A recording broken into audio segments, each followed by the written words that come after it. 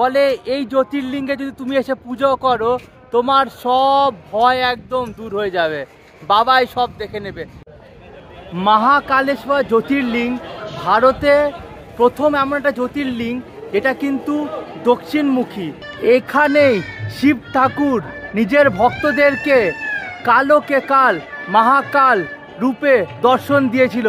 Topic of cancer কিন্তু মহাকাল মন্দিরের ওপর দিয়ে পাস করছে। তার জন্য আগে কি হতো, এই হিসাবে ভারতের পুরো টাইমটা ডিসাইড করা হতো।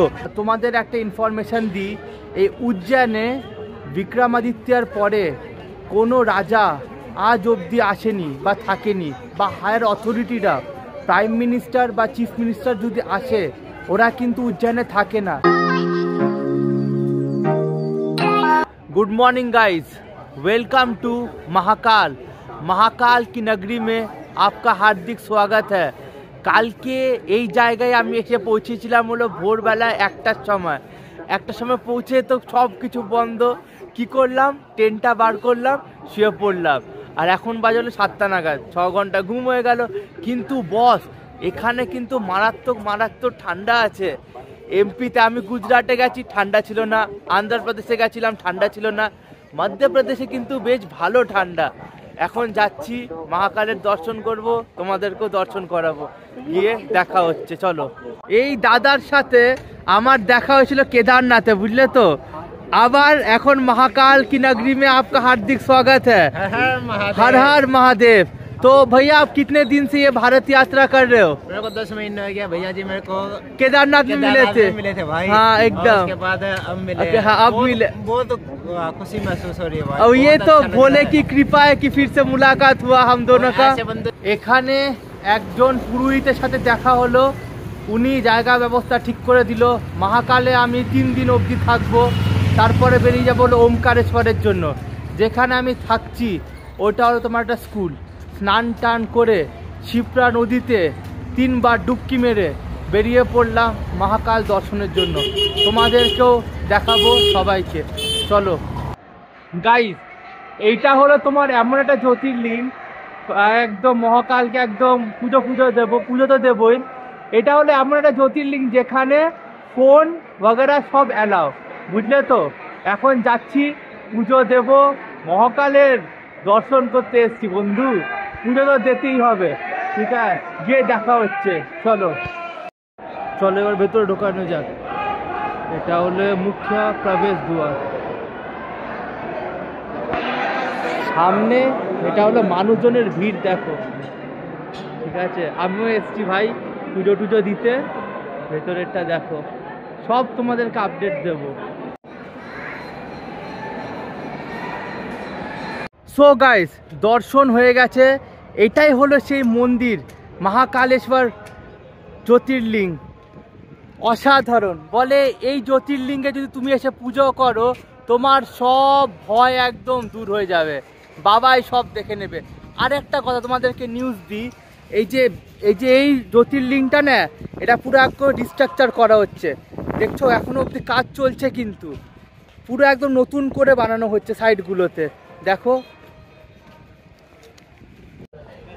মহাকালেশ্বর জ্যোতির্লিঙ্গ ভারতে প্রথম এমন একটা জ্যোতির্লিঙ্গ এটা কিন্তু দক্ষিণমুখী। দক্ষিণ দিকে এই মহাকালেশ্বরের মন্দিরটা কিন্তু ফেস করে রয়েছে। এটা কিন্তু শুধু একমাত্র জ্যোতির্লিঙ্গ ভারতের। এখানেই শিব ঠাকুর নিজের ভক্তদেরকে কালকে কাল মহাকাল রূপে দর্শন দিয়েছিল। তার জন্যই এর নাম পড়েছে মহাকালেশ্বর জ্যোতির্লিঙ্গ বা মহাকালেশ্বর মহাদেব মন্দির এটাও বলে এখানে। এই মন্দির নিয়ে কিন্তু অনেক প্রাচীন কথা আর রহস্য এখনো অবধি লুকিয়ে রয়েছে এই উজ্জয়ন মহাকালেশ্বর মন্দিরে। এখানে এই কথাটাও বলে অবন্তিকাপুরীর যে রাজা ছিল বিক্রমাদিত্য, অনেক বড় ভক্ত থাকে মহাকালের, শিব ঠাকুরের। তো তাই মহাকালের আশীর্বাদে বিক্রমাদিত্য 132 ইয়ার্স অবধি রুল করেছিল অবন্তিকাপুরীতে। এখানে এই কথাটাও বলে। মহাকালেশ্বর মন্দির যে কত পুরনো কেউ জানে না, কিন্তু এটা কিন্তু একটা এখনো আস্থার জায়গা সবার ভক্তদের মনে কিন্তু জাগিয়ে রেখেছে।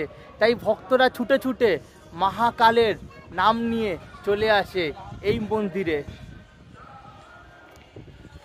তুমি যদি ভালো করে দেখো এই মহাকালের এই ওপরটা, এইটা একটা এত পাওয়ারফুল ওপরে মন্ত্র আছে, বা এই যে গম্বুজের এত কিছু পাওয়ারফুল জিনিস, এটা কিন্তু টপিক অফ ক্যান্সার পাস করছে। মহাকালের টপিক অফ ক্যান্সার কিন্তু মহাকাল মন্দিরের ওপর দিয়ে পাস করছে। তার জন্য আগে কি হতো, এই হিসাবে ভারতের পুরো টাইমটা ডিসাইড করা হতো। এই মহাকাল মন্দিরে যা টাইম হতো ওটাই পুরোপুরি ক্যালকুলেট করা হতো ইন্ডিয়ার একদম টাইমের হিসাবে।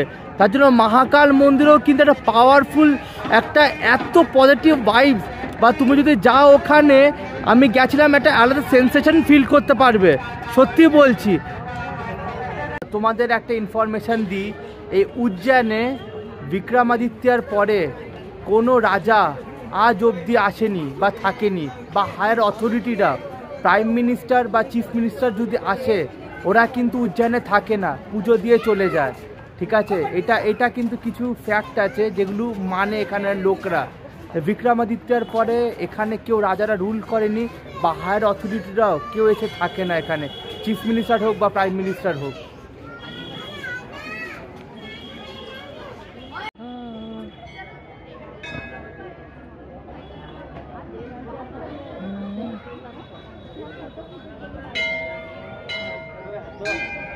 अच्छा भाई एक बात बता, अब सामने आता एक बात बता, ठीक है, तू तो अयोध्या राम मंदिर घूम के आ रहा है, कैसा लगा राम मंदिर अयोध्या? मैं 3 बार जा चुका हूँ, 2 बार तो जो अनकम्प्लीट था उस टाइम पे तो इतना अच्छा नहीं था, जो बना है ना अब तो बिल्कुल दिल लगता है वहाँ पे। उस टाइम पे तो आपको 1 या 2 दिन में भागने का दिल करता था, तो वहाँ पे 2-4 दिन रुकोगे ना, बड़ा मस्त है, माहौल बहुत गजब का बन गया भाई। अच्छा, अभी महाकाल के बाद तेरा फिर कहाँ जाने का प्लान है? अभी तो पूरा ऑल इंडिया करना, अभी तो मैं बॉम्बे जाना भाई। अच्छा, इसके बाद बॉम्बे जाना है, हो सकता है बॉम्बे में फिर से मुलाकात होगा, क्योंकि बॉम्बे में भी बाबा का 2 ज्योतिर्लिंग है। ठीक है, त्रिम्बकेश्वर वो तो जाना है मुझे। ठीक है, इससे भाई से मुलाकात करके बहुत अच्छा लगा। हम लोग लास्ट मुलाकात किए थे केदारनाथ में। मैं एक फॉरेनर मिला था, फॉरेनर के साथ तो बड़ा मजा आया। दीनानाथ अभी भी वो टच में है, बहुत अच्छा बंदा है। ठीक है, ये भाई लोग भी बहुत अच्छा है, बहुत अच्छा लगा छोटू तुझसे मुलाकात करके। फिर रात को मिलते हैं, फिर यहीं पर टेंट वेंट बिछा लेंगे, सो लेंगे कहीं पर। ठीक है, बहुत अच्छा लगा, बहुत अच्छा लगा। थैंक यू भैया, बहुत अच्छा लगा। मेरे को लाइक करे, शेयर करे, सब्सक्राइब करे। মহাকাল উজ্জয়নের আরেকটা জিনিস যেটা ফেমাস, ওটা হলো ভস্ম আরতি, অ্যাশেস। আমরা যদি চিতার থেকে যে অ্যাশেস নিয়ে ওটার আরতি হয়, ভোরবেলা 4টে নাগাদ একবার হয়। ঠিক আছে, দেখি আমি যদি এটার জন্য কিন্তু আগের থেকে টিকিট বুক করতে হয়, টিকিট বুক করে তারপরে তোমরা এই ভস্ম আরতি দেখতে পারবে। তো দেখা যাক, আমার তো টিকিট বুক নেই, আমি যদি দেখি তোমাদেরকেও নিজের অভিজ্ঞতা শেয়ার করব।